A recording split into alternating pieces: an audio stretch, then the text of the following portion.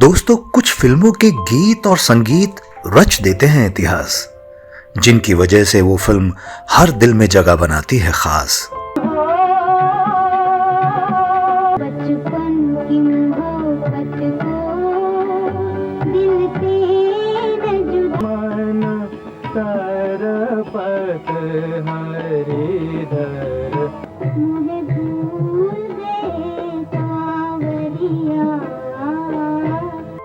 हिंदुस्तान के क्लासिकल सारे संगीतकार, गीतकार और जितने भी उस जमाने के दिग्गज गायक थे, फिर चाहे वो डीवी पुलस्कर साहब हों, उस्ताद आमिर खान साहब हों, हृदयनाथ मंगेशकर हों, शमशाद बेगम हो, लता मंगेशकर, मोहम्मद रफी साहब या फिर नौशाद साहब का संगीत। आप सोचिए, जब ये सारे सितारे एक जगह जगमगाए होंगे तो उस जगह सुनने वालों के मुंह से अपने आप निकला होगा, वाह।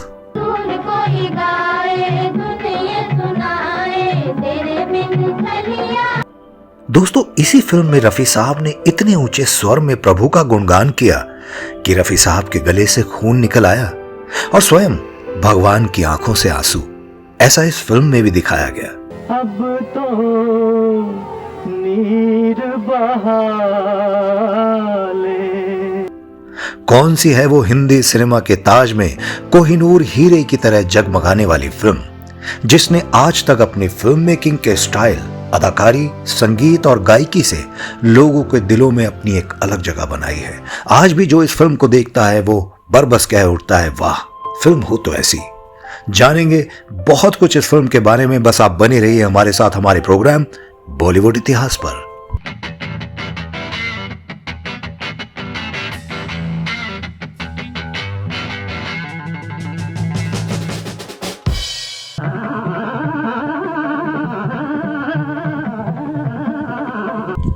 बैजू बावरा। जी हां, भारतीय सिनेमा जगत में जब भी क्लासिक फिल्मों के नाम गिने जाएंगे, उनमें बैजू बावरा को चोटी के स्थान पर रखा जाएगा। तो गंगा की मौज में जमुना का धारा हो रहेगा मिलन। आज हम बैजू बावरा के बारे में बात करेंगे। इस फिल्म के लिए संगीतकार नौशाद ने ऐसी प्यारी प्यारी धुनें बनाई कि इतने सालों के बाद भी आज भी जब इस फिल्म के गाने सुनते हैं तो दिल झूम उठता है।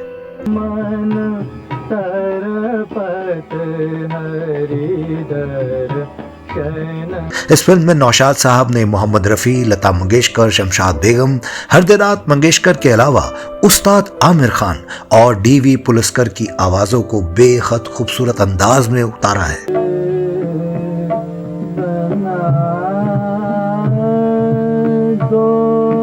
लेकिन क्या आप जानते हैं कि कई कलाकारों ने शुरुआत में इस फिल्म में गाना गाने से मना कर दिया था? क्या थी इसकी वजह और कैसे इन कलाकारों को राजी कर हर गाने को एक खूबसूरत राग में सजाया था संगीतकार नौशाद ने। साल 1952 में ब्लैक एंड व्हाइट में बनी फिल्म बैजू बावरा में भारत भूषण और मीना कुमारी मुख्य भूमिकाओं में थे।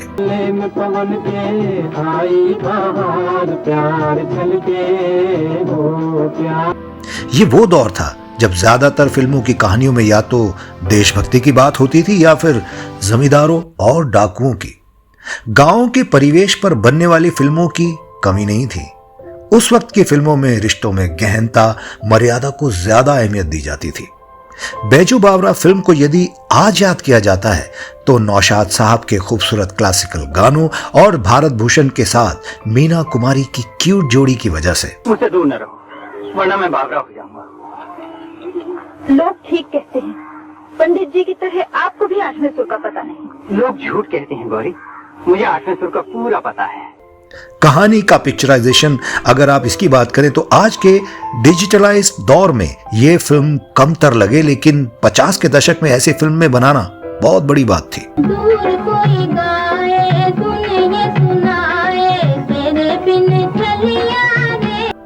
ये वक्त रीमेक या सीक्वल का तो नहीं था, बल्कि फिल्मों के गानों को लेकर कहानी, कलाकारों के अभिनय और दृश्यों के फिल्मांकन, सभी में मौलिकता और इससे जुड़े लोगों की कड़ी मेहनत इसमें साफ नजर आती है। बैजू बावरा, जैसा कि फिल्म के नाम से जाहिर है, ये फिल्म मुगल काल में ग्रामीण पृष्ठभूमि के चर्चित शास्त्रीय गायक बैजू बावरा की जिंदगी पर आधारित है।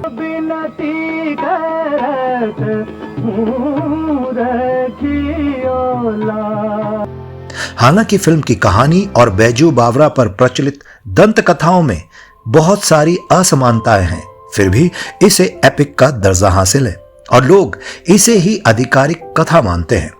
फिल्म में भारत भूषण और मीना कुमारी मुख्य भूमिकाओं में थे। ये वो फिल्म है जिसके बाद नौशाद साहब और मोहम्मद रफी की संगीत दुनिया में एक अपनी अलग पहचान बनी।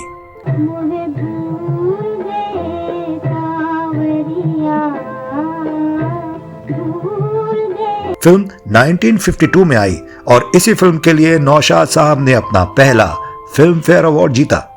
ये फिल्म भारतीय सिनेमा के इतिहास में अपना अलग महत्व रखती है, खासकर शास्त्रीय रागों के इस्तेमाल के लिए। फिल्म में 13 गाने हैं और हर एक गीत भारतीय शास्त्रीय संगीत का एक नायाब नमूना है। आइए नजर डालते हैं इस गीत के राग पर।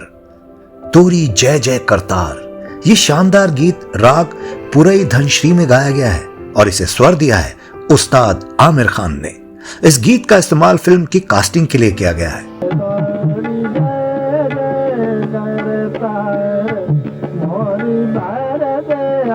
मन तड़पत हरि दर्शन को आज, इस मशहूर भजन को आज भी सबसे बढ़िया भगवत भक्ति गीतों में शुमार किया जाता है दोस्तों।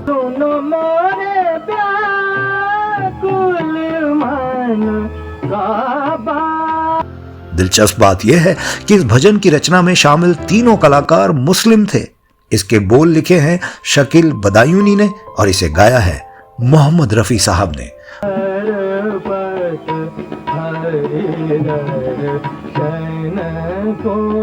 और इसकी धुन बनाई है नौशाद ने। राग मालकोस पर आधारित ये भजन एक तरह से साबित करता है कि संगीत किसी भी मजहब से बंधा नहीं है।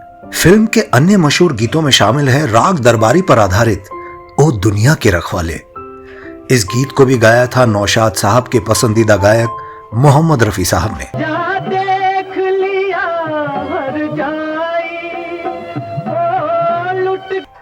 रफी साहब की गले की रेंज यूं तो बहुत ऊंची है। वो जिस स्केल पर आराम से गाते थे वहां सुर लगाने में कई गायकों को बहुत मुश्किल होती थी, बल्कि यूं समझ लीजिए कि चीखना पड़ता था।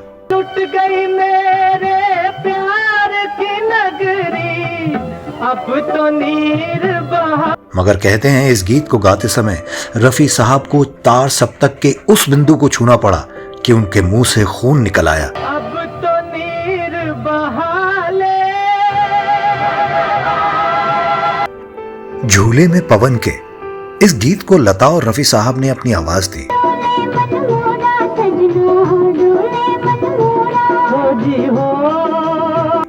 और इस गीत में नौशाद साहब ने राग पीलू का बहुत ही खूबसूरती से इस्तेमाल किया है। झूले में पवन के आई बहार, प्यार छलके हो प्यार। राग भैरवी में तू गंगा की मौज, इस गाने को कौन भूल सकता है। तू गंगा की मौज में जमुना का धारा हो रहेगा मिलन। इसके सुंदर बोल, कोरस इफेक्ट और ऑर्केस्ट्रा सब मिलकर इस गीत को एक नया रूप दे देते हैं। चले आ मौजों का लेकर सहारा हो रहेगा मिलन। इस गीत में संगीतकार नौशाद ने रफी साहब की गायक क्षमता का बहुत ही खूबसूरती से इस्तेमाल किया। बैजू बावरा का एक और गीत है दोस्तों, आज गावत मन मेरो झूम के।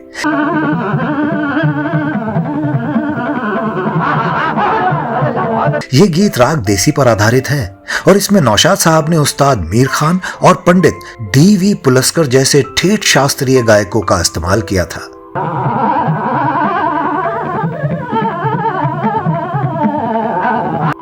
पुलस्कर साहब मंचों पर तो काफी ख्याति प्राप्त कर चुके थे, लेकिन फिल्मों में वो गाने को बिल्कुल तैयार नहीं थे। नौशाद साहब ने उन्हें समझाया कि मंच पर तो आपके इतने सारे श्रोता हैं, हजारों हैं, लेकिन सोचिए जब आप फिल्मों में गाएंगे तो दुनिया भर में, देश भर में लाखों करोड़ों श्रोताओं तक आपकी आवाज पहुंचेगी, आपकी कला का विस्तार होगा। ये सुनकर पुलस्कर साहब राजी हो गए इस फिल्म में गाना गाने के लिए।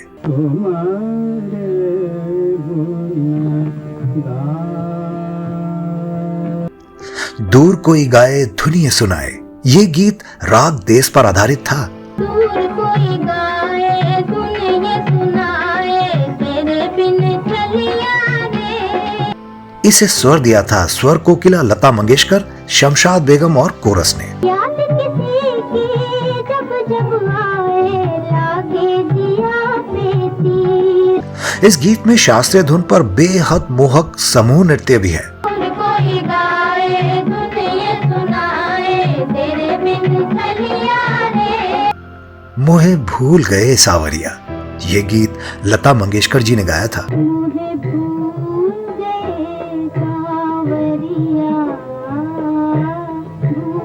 और इसमें नौशाद साहब ने राग भैरवी और राग कालिंदा का मिला जुला रूप पेश किया है। आज हुन आए लीला मोरी खबरिया। ये एक विरह गीत है और नायिका भगवान कृष्ण के भजन को अपना आधार बनाकर अपने दिल के उद्गार प्रस्तुत कर रही है। बचपन की मोहब्बत को दिल से ना जुदा करना, ये शानदार गीत राग मंत पर आधारित है। बचपन की मोहब्बत को दिल से न जुदा।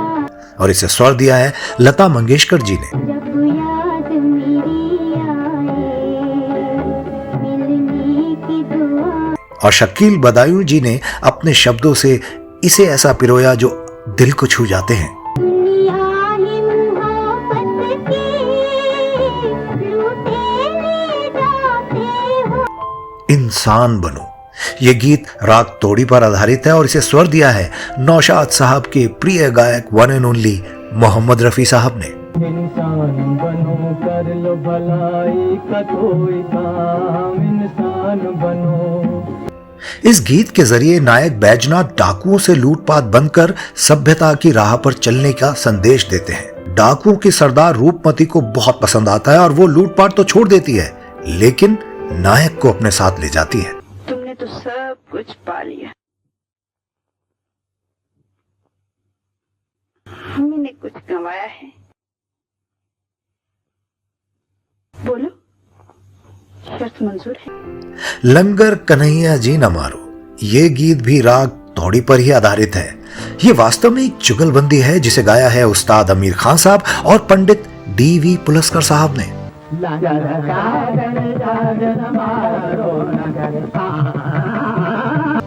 घनन घनन घन गरजो रे बदरवा, ये गीत राग मेघ पर आधारित है और इसे स्वर दिया है उस्ताद आमिर खान साहब ने।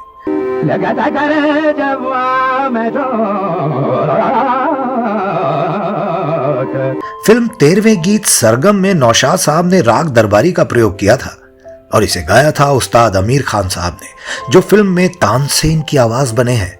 गीत में दर्शाया है कि तानसेन संगीत की साधना कर रहे हैं और फिल्म का नायक यानी बैजू अपने पिता की मौत का बदला लेने के लिए उन्हें मारने के लिए महल में दाखिल होता है।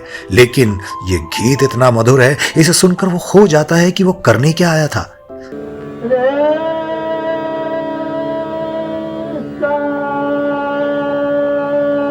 तुम्हारे साथ की आवाज मेरे इरादों को मुझसे छीनने लगेगी, मेरी तलवार को धोखा देने लगेगी। संगीत को समझने वाला दिल रखते हैं। और अब बात उस गीत की जिसके कारण फिल्म में विवाद की शुरुआत हुई।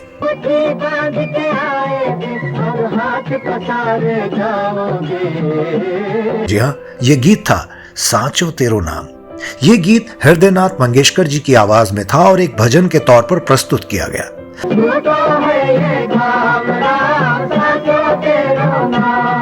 ये गीत राग तौड़ी और राग देस का मिश्रण है। तो देखा आपने कि किस प्रकार से नौशाद साहब ने फिल्म के पूरे ही गानों में शास्त्रीय रागों का बहुत ही खूबसूरती के साथ इस्तेमाल किया, इसलिए ये गाने आज भी बहुत लोकप्रिय हैं। अगर आवाज की मिठास का साथ हो तो शास्त्रीय रागों की कठिनता भी सहज बन जाती है।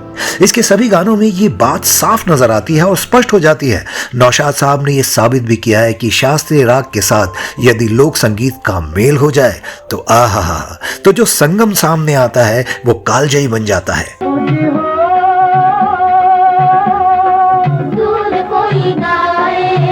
उस वक्त शास्त्रीय संगीत और लोक संगीत का ऐसा मधुर मिश्रण कभी भी किसी फिल्म में देखने को और सुनने को नहीं मिला।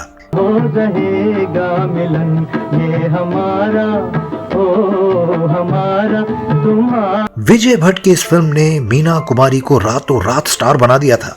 बतौर नायिका ये उनकी पहली फिल्म थी इससे पहले वो बाल कलाकार के रूप में मेहजबी के नाम से फिल्मों में काम करती थी।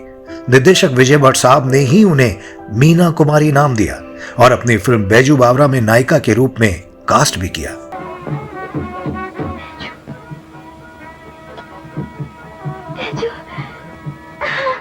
मेरे बेजू की आवाज बसंती, सुना तुमने?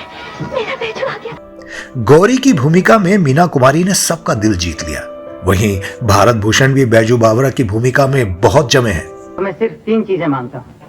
एक तो कानून की पाबंदी से संगीत की आजादी, दूसरे रूपमती की रिहाई और तीसरे संगीत की जिंदगी। इस फिल्म में संगीत के लिए नौशाद को पहला फिल्म फेयर अवार्ड मिला और अपनी पहली फिल्म में मीना कुमारी ने सर्वश्रेष्ठ अभिनेत्री का फिल्म फेयर पुरस्कार हासिल किया। एक प्रकार से सन 1952 बैजू बावरा के लिए ही समर्पित है। फिल्म के निर्माता थे प्रकाश और निर्देशन विजय भट्ट का था।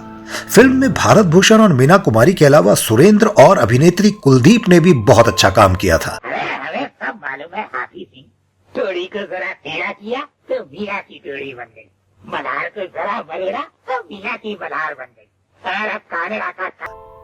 अभिनेता सुरेंद्र ने तानसेन की जो भूमिका निभाई है वो देखते ही बनती है। आलम पनाह, तानसेन की शिकस्त में संगीत की जीत छिपी हुई है। आज दिल इलाही को, तानसेन को, सारे हिंदुस्तान को खुश होना चाहिए। और दस्यु सुंदरी रूपमती के रोल में थी अभिनेत्री कुलदीप कौर। मीना कुमारी के बचपन का रोल बेबी तबस्सुम ने निभाया है। जी हाँ, ये वही तबस्सुम है। उनके दूसरे पिता का शौक भी भुला देंगे अपने गांव में। क्या नाम है इनका? बैजना। हम तो बैजू कहेंगे। बड़े बड़े नाम वालों से गांव वालों का कुछ भला नहीं होगा। फिल्म के अंत में दिखाया गया है कि नायक बैजू और नायिका गौरी नदी में डूब जाते हैं और उनकी मौत हो जाती है। कुल मिलाकर बैजू बावरा 1952 की सर्वश्रेष्ठ संगीतमय फिल्म रही। कुछ बातें विजय भट्ट के बारे में करते हैं। वे अपने दौर के जाने माने फिल्म निर्माता, संवाद लेखक और निर्देशक रहे हैं। विजय भट्ट ने कुल 65 फिल्में बनाई थी, जिसमें राम राज्य, बैजू बावरा, गूंज उठी शहनाई और हिमालय की गोद में प्रमुख थी। विजय भट्ट ने प्रकाश पिक्चर प्रोडक्शन कंपनी और प्रकाश स्टूडियो की भी स्थापना की थी। उन्होंने ही film and television producer guild of India संस्था की स्थापना की। उन्हीं के पोते विक्रम भट्ट आज हॉरर फिल्मों के निर्माण निर्देशन के लिए जाने जाते हैं। तो दोस्तों, आपको ये वीडियो कैसा लगा हमें कमेंट बॉक्स में जरूर बताइएगा। अगर आपके पास भी बैजू बावरा से जुड़ी कोई भी खबर है तो वो जानकारी हमसे जरूर साझा करिएगा। हमें आपके कमेंट का बेसब्री से इंतजार रहेगा। तो अब दीजिए अपने होस्ट, अपने दोस्त इतिहासकार को इजाजत। हम फिर मिलेंगे आपसे। टेक केयर, बाय बाय, अल्लाह हाफिज।